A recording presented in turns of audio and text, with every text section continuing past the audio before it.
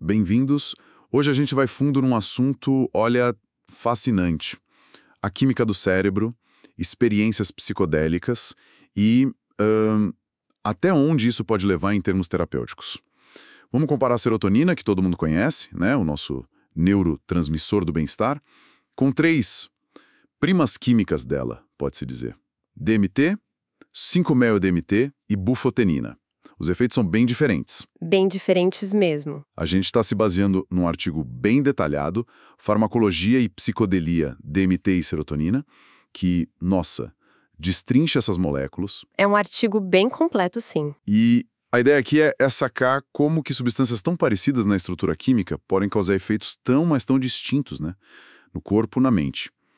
Vamos usar a serotonina como nosso ponto de partida para entender o que torna cada uma dessas triptaminas únicas. Exato. Ok, vamos lá então. É meio doido pensar que mudar só um tiquinho numa molécula abre portais para realidades tão diferentes, né? É impressionante, realmente. A química fina fazendo toda a diferença. Para começar pelo básico, então. Todas as 4 têm uma estrutura em comum, tipo um esqueleto base, que chamam de indolalquilamina. Isso, pensa num anel de indol e um bracinho de etilamina ligados. É como se fosse a base da chave. E é por isso que o nosso sistema de serotonina, lá no cérebro, meio que reconhece essas outras, mesmo não sendo serotonina de verdade. Exatamente por causa dessa estrutura base compartilhada. A serotonina, ou 5-hidroxitriptamina, 5-HT, essa é a nossa A endógena, a chase original. E ela tem 2 características ali cruciais. Um grupo hidroxila, um -OH, na posição 5 do anel. Posição 5, ok. E uma terminação química mais simples na ponta do braço, uma amina primária, NH2. Isso define a função dela como neurotransmissor no nosso dia a dia cerebral. Beleza. E agora que o negócio começa a ficar... Diferente. A DMT, N,N-dimetiltriptamina, é a mais simples dessas 3 psicodélicas que a gente está olhando. Ela não tem nada extra pendurado naquele anel principal, né? Não tem. Mas na ponta do braço, naquela amina, em vez de hidrogênios, ela tem 2 grupos metila. É o NN-dimetil. Parece pouco. Só 2 grupinhos metila. Só. Mas isso muda tudo em termos de como ela se comporta com gordura, com óleo, ela fica muito mais lipofílica. Mais oleosa, digamos assim. E por que isso é importante? Porque essa característica permite que ela atravesse a barreira hematoencefálica muito, mas muito mais fácil. Aquela barreira que protege o cérebro, né? O segurança. E já a DMT passa que é uma beleza. Entendi. Aí vem a bufotenina. Essa você disse que é tipo um híbrido, né? Ela mistura características. Tem a hidroxila na posição 5, igualzinha à serotonina. Ah, tá. Mas tem também os 2 grupos metila na ponta do braço, igual a DMT. Então ela tem um pé em cada canoa, quimicamente falando. Isso. Só que essa hidroxila faz ela ser mais solúvel em água do que a DMT. E aí, bom, rolou muita discussão histórica sobre isso. Discussão sobre o quê? Se ela consegue realmente chegar no cérebro em quantidade suficiente para ter um efeito psicodélico forte lá dentro, sabe? Ou se a ação dela acaba sendo mais periférica, mais sentida no corpo. Essa solubilidade em água dificulta um pouco a entrada dela no cérebro. Faz sentido. E para fechar o quarteto, a 5-meo-DMT, ela também tem os 2 grupos metila na ponta. Sim, igual a DMT e a bufotenina. Mas na posição 5, não é hidroxila, OH, é um grupo metóxi, OCH3. É só trocar um H por um CH3 ali no oxigênio. Parece um detalhe mínimo. Mínimo na aparência, mas com impacto enorme na prática. Esse grupo metóxi aumenta a lipofilicidade dela se a gente compara com a bufotenina. Ah, então ela fica mais oleosa que a bufotenina. Exatamente. E isso significa que ela também atravessa a barreira do cérebro com mais facilidade que a bufotenina. Acredita-se que isso contribui muito para a potência absurda que ela tem. Ela é muito potente. Caramba! Então essa posição 5 no anel é tipo um interruptor mestre. Mudar o que está pendurado ali nada na DMT, um OH na bufotenina, um OCH3 na 5-meo-DMT, muda completamente como ela viaja pelo corpo, se chega no cérebro fácil ou não. Perfeito. É um interruptor-chave para a lipofilicidade e, consequentemente, para o acesso ao sistema nervoso central. E como a gente vai ver agora, isso também define como cada uma delas vai interagir, vai dançar com os receptores lá dentro. A estrutura realmente dita a função e a experiência final. Essa dança com os receptores é a farmacodinâmica, né? Exato. É o que a molécula faz no corpo. E o mecanismo principal aqui é se ligar nos receptores de serotonina, o 5-HT. Elas se encaixam ali como se fossem a serotonina. Mas com um resultado diferente. Completamente diferente. E os subtipos de receptor mais importantes para a gente entender os efeitos psicodélicos são o 5-HT1A, o 5-HT2A e o 5-HT2C. São os alvos principais. A DMT é tipo o psicodélico clássico serotonérgico, né? Aquelas visões super intensas, geometria complexa, encontros com entidades. Dizem que isso vem principalmente da ação dela no 5-HT2A. Extremamente forte nem fraca. Ok. E a 5-MeO-DMT? Você disse que ela é atípica. Por quê? Porque o perfil de ligação dela é bem diferente. Ela também se liga a vários receptores, mas a grande característica dela é ter uma afinidade, uma preferência assim, gigantesca pelo subtipo 5-HT1A. Gigantesca quanto? Olha, os estudos mostram que a afinidade dela pelo 5-HT1A pode ser de 300 até 1000 vezes maior do que a afinidade dela pelo 5-HT2A. 1000 vezes? Nossa! Isso muda completamente o perfil da ação dela, imagino. Totalmente. Essa preferência massiva pelo 5-HT1A aproxima ela, farmacologicamente falando, de alguns medicamentos que a gente usa para ansiedade e depressão, tipo a buspirona, que também age bastante no 5-HT1A. Ah, interessante. Isso pode ter a ver com o potencial terapêutico dela que estão pesquisando? Com certeza. Levanta uma hipótese importante sobre o mecanismo de ação dela, talvez explicando por que ela parece ter efeitos antidepressivos rápidos em alguns estudos. A ação no 5-HT1A parece ser central para ela. E a bufotenina nessa história de receptores? Onde ela se encaixa? A bufotenina é mais, digamos, promíscua. Ela não tem uma preferência tão marcada, se liga bem a vários subtipos, incluindo o 1A e o 2A.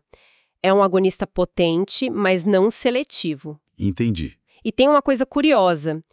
Lembra que a 5-MeO-DMT é metabolizada em bufotenina no corpo? Lembro sim. Pois então, essa bufotenina, que vem do metabolismo da 5-MeO-DMT, se liga com mais afinidade ao receptor 5-HT2A do que a própria 5-MeO-DMT original. Que doido. Quer dizer que o produto do metabolismo é mais forte em um dos receptores? Nesse receptor específico, o 5-HT2A, sim. Além disso, a bufotenina também age liberando mais serotonina e tem uma afinidade alta por um outro receptor, o 5-HT3. E esse 5-HT3 tem a ver com o quê? Ele está muito associado com náusea e vômito. Ah, então é daí que vem a fama da bufotenina de causar muito enjoo e mal-estar físico. Faz todo sentido agora. Provavelmente é uma das principais razões, sim, a ativação do 5-HT3. E olha que interessante. Estudos mais recentes, usando cristalografia para ver a molécula encaixada no receptor. Tipo uma foto 3D da ligação. Exatamente. Eles mostram por que dessa seletividade diferente. A 5-MeO-DMT, por exemplo, entra mais fundo no bolso de ligação do receptor 5-HT1A e faz uma ligação de hidrogênio extra lá dentro, com um aminoácido específico, que a serotonina não faz. Uau! E outro aminoácido ali no 5-HT1A parece gostar especialmente do grupo metóxi da 5-MeO-DMT. Já no receptor 5-HT2A, a configuração dos aminoácidos parece favorecer mais a ligação com a hidroxila da bufotenina. São detalhes minúsculos na estrutura do receptor que direcionam a preferência da molécula. Incrível como esses detalhes atômicos ditam tudo. Então, tentando simplificar muito, talvez o 5-HT2A seja mais responsável pelas visões complexas da DMT, e o 5-HT1A por aquela sensação de dissolução do ego, mais interna, da 5-MeO-DMT? Seria isso? Essa é a hipótese principal que está ganhando força sim. Uma divisão de trabalho, digamos, entre os receptores mediando tipos diferentes de experiência psicodélica. O 2A mais ligado ao ver e o 1A mais ligado ao ser ou não ser. Fascinante. Ok, entendemos melhor como elas agem lá nos receptores. Mas e a viagem delas pelo corpo? Absorção, duração, a farmacocinética, certo? E duas enzimas são as estrelas do show. A MAO-A, monoaminoxidase A, MAO-A. Já ouvi falar. e a CY2D6, uma do sistema citocromo P450. A MAO é a principal via de degradação para essas triptaminas. Ela é muito ativa, especialmente no nosso intestino e no fígado. Então ela funciona como uma primeira barreira de defesa, tipo para destruir essas substâncias antes que elas circulem muito? Exatamente. É o chamado metabolismo de primeira passagem. Por causa da MAO-A superativa no trato digestivo, se você simplesmente engolir DMT pura ou 5.000-DMT pura, Não acontece nada. quase nada em termos psicodélicos. A MAO-A vai destruir a maior parte antes que consiga ser absorvida e chegar ao cérebro em quantidade suficiente. Mas aí entra a ayahuasca, né? Que é bebida e tem DMT. Como funciona? Tá o pulo do gato. A ayahuasca é uma combinação genial. Não é só a planta que tem DMT, a Psychotria viridis, a chacrona. Ela é cozida junto com outra planta, o cipó Banisteriopsis capi, o mariri ou jagube. E o que esse cipó faz? O cipó contém outras substâncias, principalmente arminas e armalinas. E essas substâncias são inibidores da MAO-A, são imaus naturais. Então o cipó desliga a enzima que destruiria a DMT. Exatamente. Ele inibe a MAO-A no intestino e no fígado. É como se ele abrisse caminho para a DMT passar, ser absorvida, cair na corrente sanguínea e chegar ao cérebro. Que combinação inteligente da natureza. Ou de quem descobriu isso. Uma farmacologia tradicional incrível. E o imal não só permite atividade oral, como também aumenta a concentração da DMT, que chega ao cérebro e prolonga muito a duração do efeito. Em vez de minutos, a experiência dura horas. Entendi. E a outra enzima, a CYP2D6. Qual o papel dela? A CYP2D6 também metaboliza a DMT, mas ela é especialmente importante para 5,5-DMT. É ela que faz aquela conversão de 5,5-DMT em bufotenina que a gente comentou. Certo. E aqui tem um ponto crucial. A atividade da CYP2D6 varia muito entre as pessoas. É um polimorfismo genético comum. Quer dizer que a mesma dose de 5,5-DMT pode ter efeitos bem diferentes dependendo da genética da pessoa para essa enzima, gerando mais ou menos bufotenina. Exatamente. Pode influenciar bastante a intensidade, a duração e até a qualidade da experiência com 5,5-DMT, por causa dessa variação na produção do metabólito ativo, a bufotenina. Isso é importante saber. E tem aquele ponto crítico de segurança que você mencionou antes, sobre combinar 5,5-DMT com imal. Sim, esse é um ponto que não dá para enfatizar o suficiente. É muito arriscado. Quando você bloqueia a via principal de degradação, a MAO-A, com o imal, O que acontece com a 5,5-DMT? 2D6. Isso significa que o corpo vai produzir muito mais bufotenina do que o normal. E aí o resultado não é só mais 5-MeO-DMT por mais tempo. Não, o resultado é o que a gente chama de um cenário de triplo agonista serotoninérgico. Triplo, por quê? Pensa comigo. Primeiro, você tem o próprio imal, e muitas arminas dos imaus naturais também têm alguma atividade nos receptores de serotonina. Segundo, você tem a 5-MeO-DMT em níveis muito mais altos e por muito mais tempo no corpo. E terceiro, você tem a bufotenina, o metabólito ativo, também em níveis altos e prolongados. Nossa Senhora! 3 coisas agindo forte no sistema de serotonina ao mesmo tempo. Exatamente. Isso sobrecarrega o sistema de uma forma perigosa e aumenta drasticamente o risco daquela condição grave que é a síndrome serotoninérgica. É uma combinação potencialmente muito tóxica. Entendi. É uma interação farmacológica que todo mundo precisa conhecer, especialmente com interesse crescente nessas substâncias. Então, só para resumir os tempos de ação, DMT fumado injetado é super rápida, coisa de segundos para começar, dura uns 15 minutos, talvez. Isso. Oral com Imaó, tipo ayahuasca, demora mais para bater, talvez 1 hora, e dura horas, 3, 4 ou mais. Correto? 5-meo-DMT, se não for oral, também é rápida, mas é muito mais potente e precisa de doses bem menores que a DMT. Isso, umas 4 a 10 vezes mais potente, dependendo da via. E a bufotenina? Depende, mas oral quase não tem efeito por causa da MAUA, né? Exato. A biodisponibilidade oral dela é muito baixa sem um Imaó. Fumada ou cheirada, como em alguns rapéis tradicionais, o efeito seria rápido, mas como vimos, muito carregado de efeitos físicos. Perfeito. Essa farmacocinética diferente explica muito da experiência, imagino. Com certeza. A forma como a substância chega, a velocidade e a duração definem muito o palco da experiência subjetiva. E falando na experiência subjetiva, apesar de serem tão parecidas quimicamente, de agirem nos mesmos sistemas, o que as pessoas relatam sentir com cada uma é outro mundo. Literalmente, às vezes. É impressionante a distinção fenomenológica. A DMT é conhecida como uma viagem para o lado de fora, né? Aquela imersão total num universo visualmente supercomplexo, conceitual, alucinações geométricas vívidas, fractais. Encontros com entidades ou seres inteligentes, visitas a dimensões que parecem alienígenas. Muitos descrevem como mais real que a realidade. É uma experiência que adiciona muitas camadas à percepção normal. Exato. É aditiva. E pela rapidez quando fumada ou injetada, ganhou aquele apelido meio jocoso de viagem do homem de negócios. Pois é. Em contraste total, vem a 5-MeO-DMT. O que marca ela é justamente a ausência de visuais complexos, né? Geralmente, sim. A tônica é outra. É a dissolução do ego, a dissolução das fronteiras entre o eu e o mundo, uma imersão no nada, no vazio, ou numa luz branca ofuscante, que chamam de whiteout. Relatos de unidade mística, conexão com o universo. Exatamente.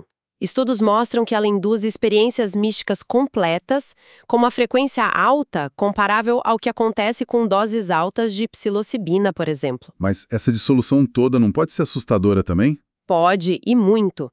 Pode ser sentida como um êxtase beatífico, uma paz absoluta, mas também como aniquilação total, a perda completa de si, o que pode ser profundamente aterrador para algumas pessoas. É uma experiência mais subtrativa. Como assim? Ela parece remover as estruturas habituais da nossa consciência. O senso de eu separado, a noção de tempo linear, a percepção de espaço tridimensional, tudo isso pode colapsar. Entendi. E é comum ter amnésia depois? Sim, a amnésia parcial do pico da experiência é relativamente comum, justamente pela intensidade avassaladora e pela dissolução das estruturas que normalmente registram a memória. Uau! E a bufotenina? Onde ela fica nesse mapa de experiências? A bufotenina ocupa um espaço mais ambíguo e muito mais físico. Alguns descrevem algo no meio termo, mas frequentemente a experiência mental, se houver, é dominada por sensações corporais muito intensas e muitas vezes desagradáveis. A náusea que a gente falou. A náusea intensa, rubor facial, aquela sensação de calor e vermelhidão no rosto, pressão no peito, coração acelerado, às vezes uma sensação de peso no corpo. Por décadas houve debate se ela era sequer psicoativa ou só tóxica. Então, ela seria tipo um sinal psicodélico mais fraco, muitas vezes abafado por um ruído corporal muito alto. É uma boa forma de colocar. A consciência fica muito voltada para essas sensações somáticas fortes, o que pode ofuscar outros aspectos da experiência. Então, se a gente fosse mapear um espectro, a DMT, com sua ação forte no 5-HT2A, estaria na ponta da informação externa máxima, das visões, da complexidade. Sim. Assim como o ADMT, com a preferência pelo 5-HT1A, estaria na outra ponta, da dissolução interna máxima, sem visões complexas, foco no vazio, na unidade. Parece ser essa a polaridade principal. E a bufotenina ficaria ali no meio, meio indefinida, com a experiência mental muito mediada ou até dominada pela intensidade das sensações do corpo. Exatamente. A química, a farmacodinâmica e a farmacocinética desenham perfis de experiência subjetiva radicalmente diferentes, apesar da origem comum. E tem um fato que acho que surpreende muita gente. Essas moléculas não vêm só de plantas exóticas da Amazônia ou do veneno daquele sapo famoso do deserto. Não mesmo. O nosso próprio corpo e o de outros mamíferos produzem essas 3 substâncias, DMT, 5-MeO-DMT e bufotenina, em quantidades bem pequenas, claro, a partir do triptofano, um aminoácido essencial que a gente obtém na dieta. Sim, é um campo de pesquisa absolutamente fascinante, o das triptaminas endógenas. Por muito tempo, achava-se que uma enzima específica, a INMT, era a única fábrica de DMT no corpo. Mas isso mudou. Mudou. Estudos mais recentes, feitos em ratos geneticamente modificados para não ter essa enzima INMT, mostraram que eles ainda produziam DMT. Sério? Então existem outras vias, outros jeitos do corpo fabricar DMT que a gente ainda não conhece direito. Exato. Sugere que a biossíntese endógena é mais complexa do que se pensava. E qual seria a função dessas nossas triptaminas internas? Para que o corpo produziria isso? Bom, essa ainda é a pergunta de $1 milhão. O papel fisiológico exato ainda é um mistério, mas as hipóteses mudaram muito ao longo do tempo. Como assim? Décadas atrás, a ideia que surgiu era que talvez elas estivessem envolvidas na causa de psicoses, como a esquizofrenia. Mas essa ideia foi amplamente desacreditada por falta de evidências fortes. E quais são as ideias hoje? Hoje, as hipóteses são bem mais, digamos, positivas e intrigantes.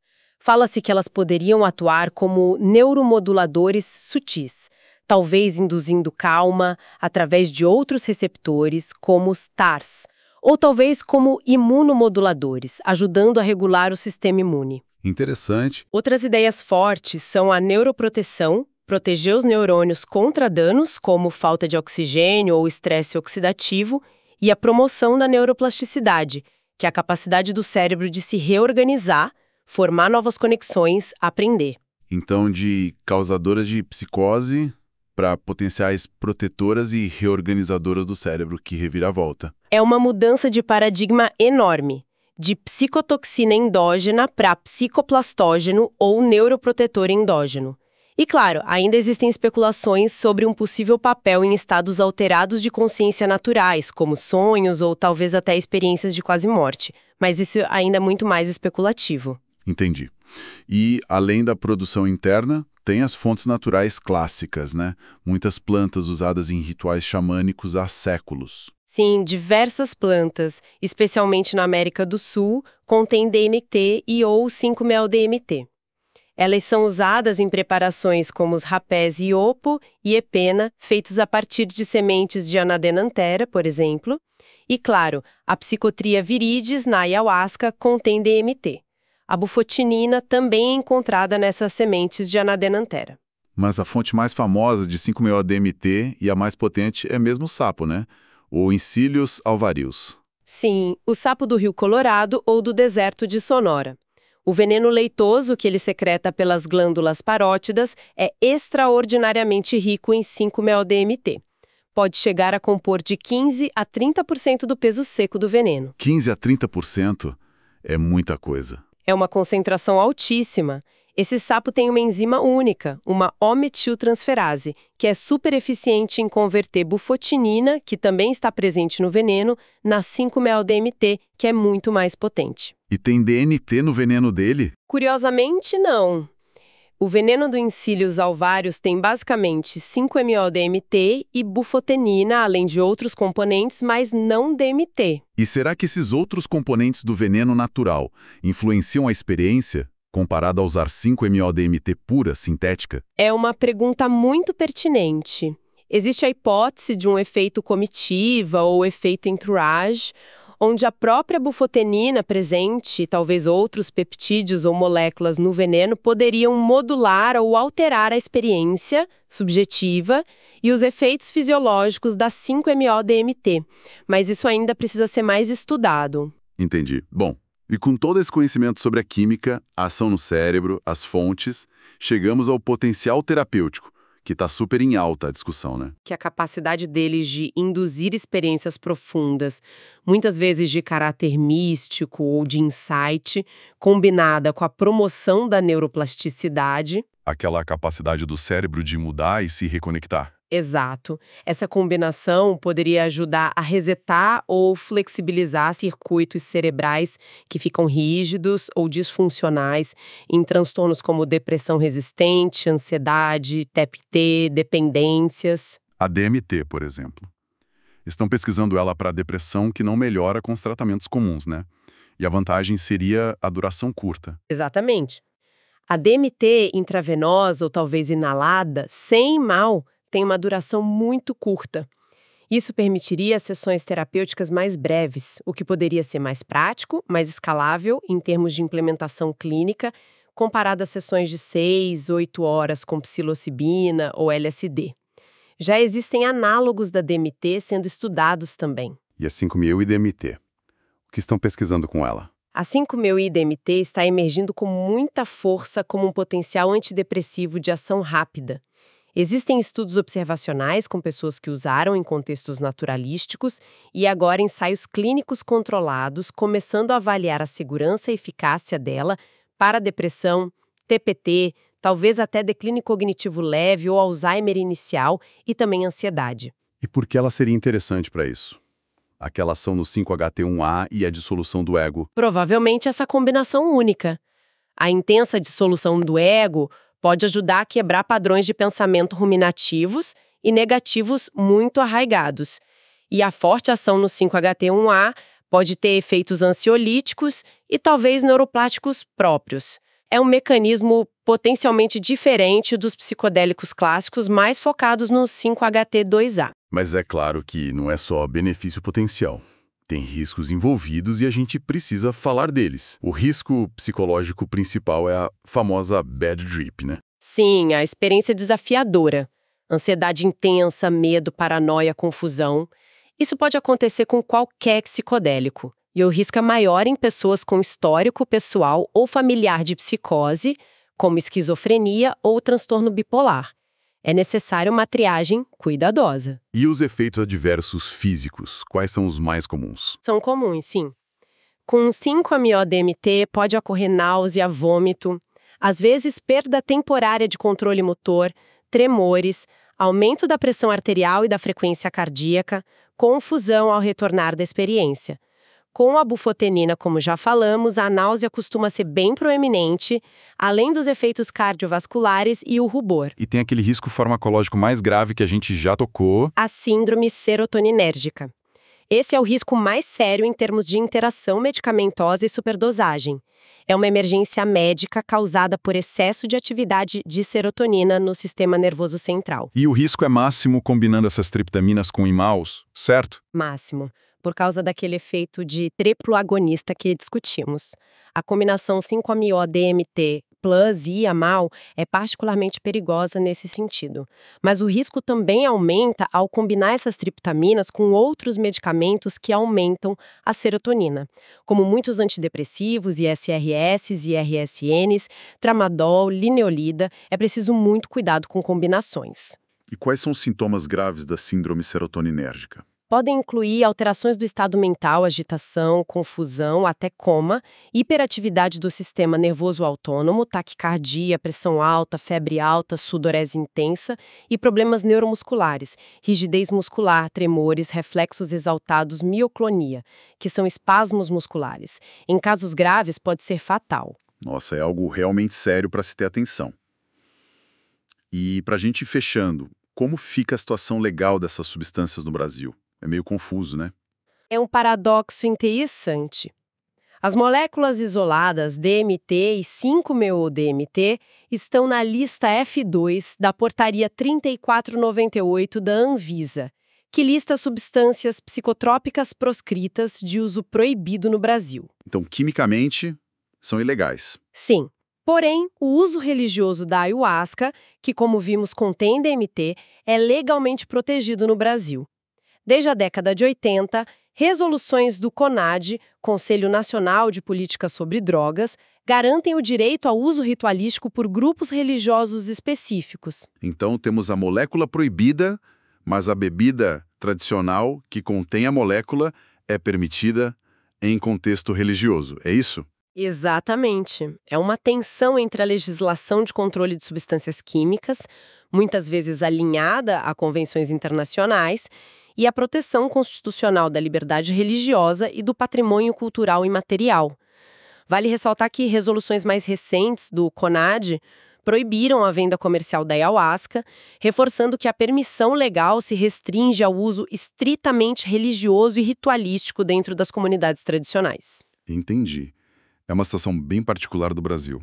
Bom, então que jornada, hein? A gente partiu da nossa velha conhecida serotonina e viu como pequenas modificações químicas nela geram essas primas com personalidades farmacológicas e experienciais tão distintas. É incrível. A DMT como essa chave que abre portas para mundos visuais complexos, muito ligado ao 5-HT2A. A 5-MeO-DMT como a ferramenta da dissolução do ego, da experiência de unidade, ligada ao 5-HT1A. E a bufotenina, essa experiência mais ambígua, muito marcada pelo corpo, talvez uma mistura de ações e com uma chegada mais difícil ao cérebro. É uma ilustração muito poderosa de como a química sutil, um átomo aqui, um grupo funcional ali, dita a função biológica e, de forma espantosa, a própria natureza da experiência consciente. Pequenas mudanças, consequências gigantescas, desde a forma como a molécula viaja no corpo até o universo subjetivo que ela pode revelar. E isso deixa a gente com uma reflexão final, talvez. Se o nosso próprio corpo produz essas moléculas em pequenas quantidades, e se as pesquisas agora sugerem que elas podem ter funções protetoras para o cérebro ou de promover plasticidade, qual seria o papel original, evolutivo ou fisiológico dessas outras chaves que a gente tem para modular consciência? É uma pergunta fundamental. E olhando para o futuro, como que a sociedade pode navegar essa complexidade?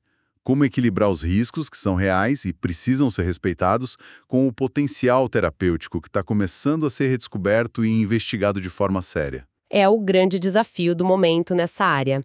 Encontrar esse equilíbrio entre cautela, ciência rigorosa e abertura para novas possibilidades terapêuticas. Fica aí a questão para a gente continuar pensando e explorando. Muito obrigado pela conversa. Eu que agradeço, foi ótimo.